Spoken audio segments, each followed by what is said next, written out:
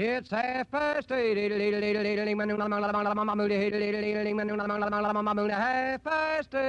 It's 8:30, New York time. Time to wake up, America, and stump the experts. Each week at this time, Lucky Strike sets up a panel of 4 experts willing and able to take on all questions. For every question used, Lucky Strike will reward you with $10 in defense stamps. If the question is muffed, you get a total of a $50 defense bond plus the 24-volume set of the Encyclopedia Britannica. Send your questions to Information Please, 480 Lexington Avenue, New York City. If our editorial staff edits your questions a bit, don't fret over it. In case of similarity, we'll have to be sole judge of who shall be paid, and all questions become the property of Information Please. Now light up a Lucky Strike as I present our Master of Ceremonies, book reviewer of the New Yorker magazine, Clifton Fadiman. Mr. Fadiman. Ladies and gentlemen, Information Please continues as before, a completely impromptu and spontaneous program.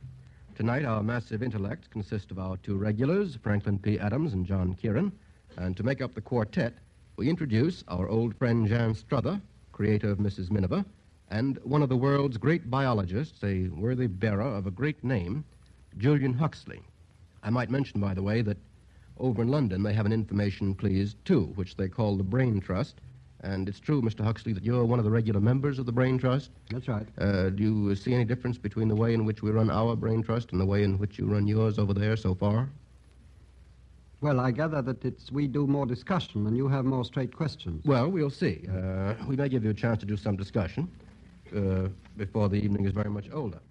We'll begin, Mr. Huxley, with a rather funereal question, if that's all right with you, coming to us from Mrs. Joseph M. Bryan of Everglades, Florida. From your knowledge of familiar songs, tell me who rested in the following ways. Who rested in the old churchyard? In the old churchyard. This is a burial question. Mr. Kieran. The old churchyard in a corner, something in a lone, Sweet Alice. Lies under the stone. That's correct, yes. Very good. And who was being informed of that fact in the old song? Ben Bolt. Ben Bolt, yes. In the old churchyard in the valley, Ben Bolt. By Thomas Dunn English. By Thomas Dunn English is right.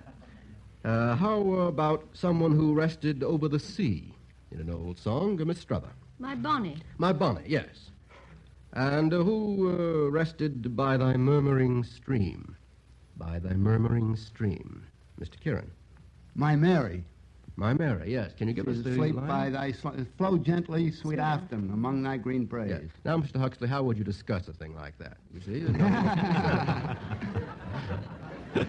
I'm afraid we're much more simple over here than you are over there. Finally, who rested in the billowy wave? In the billowy wave. Mr. Adams. Titwillow. Yes. First name? Tom. Oh, wasn't it a Tom Tit? A little Tom Tit. Yes. First name Tom, last name Titwillow. Quite right. What is the line that would give us his final resting place? Can you remember it? And he... something, sigh and something and a gurgle he gave, and he flung himself into the billowy wave. Yes, that's approximately it. Plunged himself into the billowy wave, and an echo arose from the suicide's grave. And so, Titwillow, Titwillow, Titwillow. Yes, that was Mr. Adams' solo. Here's one from Frank L. Martin of Arlington, Virginia. Now, let us suppose that 3 male admirers are courting their girls, and these girls are all girls in the animal kingdom. They are not human. The first one waves a large claw in the air. The second offered a package of food as part of his courting. And the third showed his intended building material. Who in each case would be doing the courting? Mr. Huxley. First would be a fiddler crab. What would he be doing again? He'd be waving his large colored claw in the air. Yes. There's one large one and one small one. He keeps the small one hidden? He keeps the small one to eat with. The female has 2 small ones. And no large one? No large one. And what does the female fiddler crab do when she sees this large claw being waved at her? Does she wave back? No. She keeps it to herself, but sometimes she gives in. I see.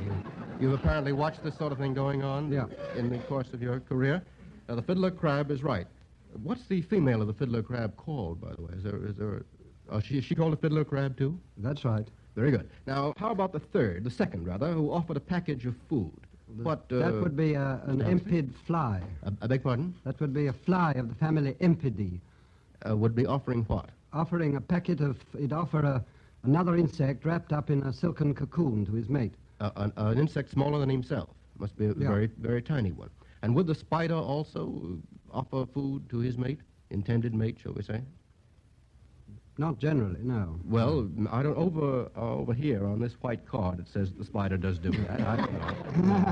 It says that the spider often carries a fly in a highly edible condition around to attract his, Well, his mate. he may do it sometimes, but the impid flies do it regularly. You have me there, Mr. Huxley. I'll bet that's true.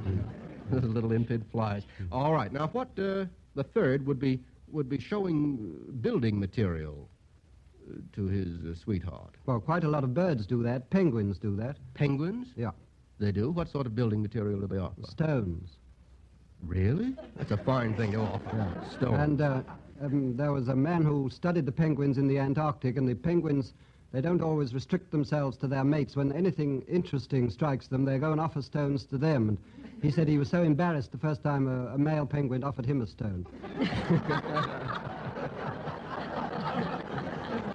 Well, are these penguins who don't make any distinction, are they the more intelligent or the less intelligent penguins who offer these stones variously? I think average intelligence. Average intelligence? Well, very good, Mr. Huxley, on that. I see that you've spent your life to some advantage. Here's one from Mrs. M.C. Bowler of Minneapolis. I'm going to test your knowledge of some quotations. Who, according to a familiar quotation, was all tears, was all tears. That's all I'm going to give you in the way of a hint. Does it ring a bell? Mr. Huxley? Niobe. Very good, yes. It's, what's the source of the quotation? However, the answer is correct. Niobe. It's from the first soliloquy of Hamlet. He's describing his mother. Remember that, Mr. Kieran? Yes, that's right. A little month or ere those shoes were old with which she followed my poor father's body, like Niobe, all tears. I think it's very good, Mr. Huxley, getting that. That's not too well known. Now, who, according to a familiar quotation, was all mimsy, M-I-M-S-Y, Miss Struther? The Borogoves. Ah, yes, the Borogoves. Mr. Huxley? The Borogoves. Beg your Borogoves. pardon. Borogoves. Borogoves, yes. You shouldn't put in your R that way. Very sorry. All mimsy were the Borogoves, and the mome wraths outgrave, of course, and that means, Miss Struther... Pass that. This is your chance to tell everybody what the line means. No one ever has discovered what it does mean. Who was all for one? What's that? Who were all for one? Mr. Adams. Equity.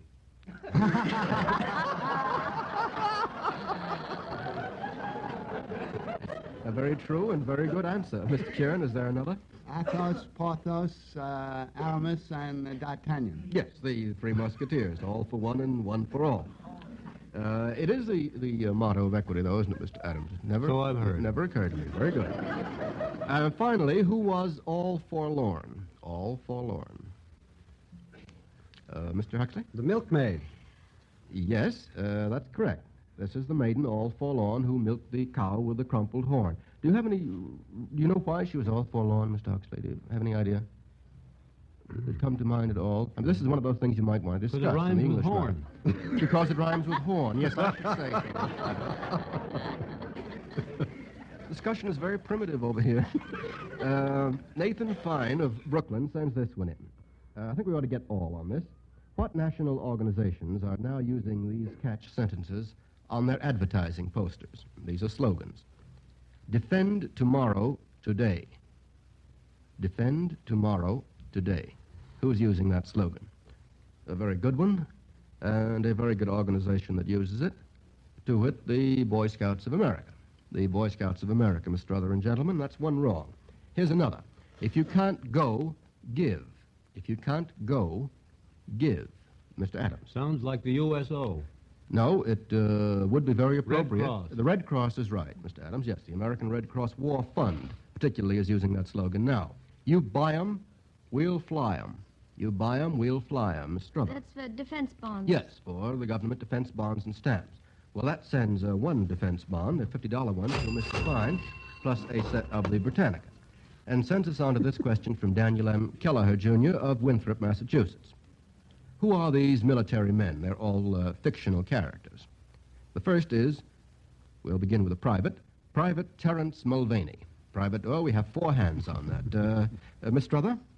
The character out of Kipling's stories about the 3 privates in the British Army. Yes. What are those stories called?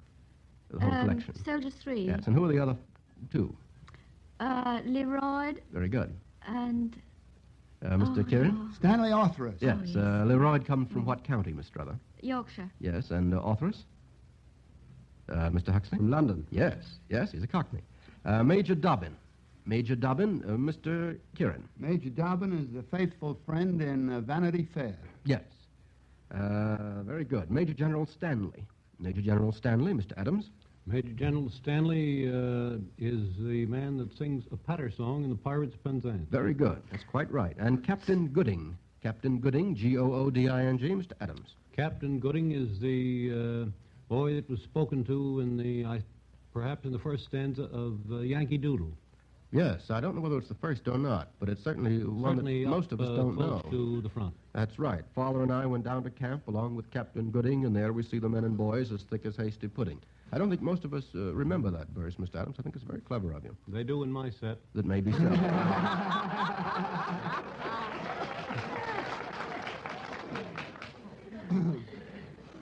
Edith Sorensen of Van Nest, New York, sends this one in. Get 3 out of 4. And it's going to be a musical question, Miss Strother and gentlemen. And each of these compositions that you hear played, there are going to be 4 of them in all, should suggest some scientific occupation. Let's see if they do. Mr. Kahn, let's have the first.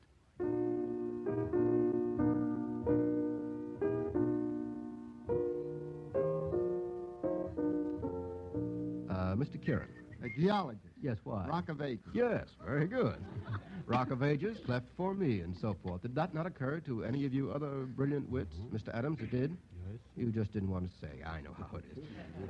Very well, let's have the second.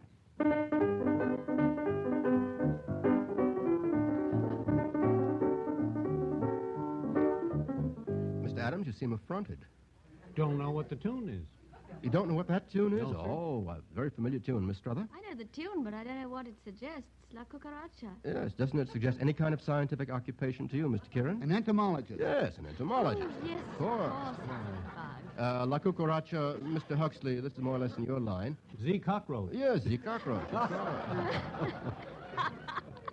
It's part of the province of an entomologist, isn't it, to know something about cockroaches?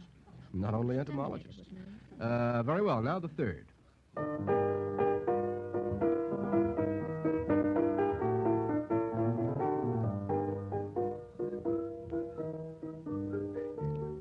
Shouldn't be surprised if we needed Mr. Levant here this evening on this one. He wouldn't know that. He wouldn't know that? You mean that's too familiar, Mr. Adams? Well, does Even it... I don't know it. Does it come to you, Mr. Kieran? I don't know what the song is. Well, it's Saint-Saëns, Danse Macabre. Oh. Well, and that would recall what sort of scientist, Mr. An undertaker. Well, yes, an undertaker, hardly a scientific occupation. Anthropologist. Yes, or an anatomist, let's say, having to do with skeletons. Well, that gives us one wrong. We have to get the next one right. Go ahead.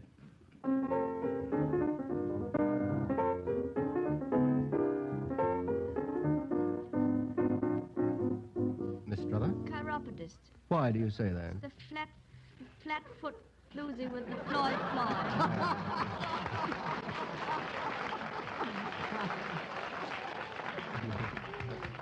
Very good, and I congratulate you on your mastery of our language, Miss Strother. Well, now, so far, Lucky Strike has paid out just one $50 defense bond, and that means one set of the Britannica. Now, Mr. Cross, always a believer in order and logic, reminds us of the importance of putting first things first. Well, ladies and gentlemen, in choosing a cigarette, it's of first importance to make sure of fine tobacco. For clearly, in a cigarette, it's the tobacco that counts. And that's why year after year at tobacco markets below the Mason-Dixon line, the makers of Lucky's consistently pay the price to get the milder, better-tasting leaf. For example, at auctions in Tabor City, North Carolina, season of 1939, the American Tobacco Company paid 30% more for the tobacco it bought for its cigarettes and other tobacco products. Yes, 30% above the average market price published by the United States Department of Agriculture. And that crop, properly